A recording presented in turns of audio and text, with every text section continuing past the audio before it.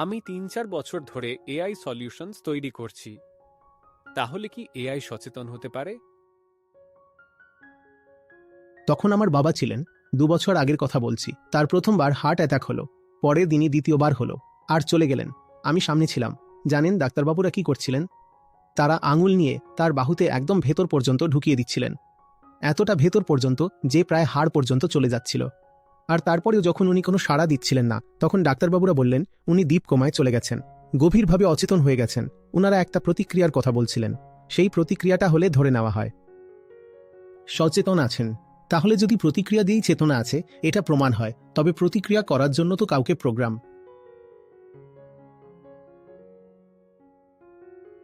করানোই যায়।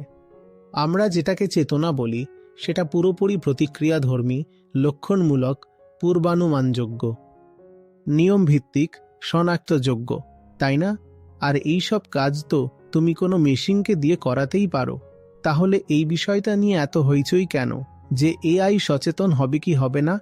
যে সব কিছুকে তুমি চেতনার প্রতীক বা প্রমাণ বলো, সেই সব কিছুই এআই এর মধ্যে আনা সম্ভব।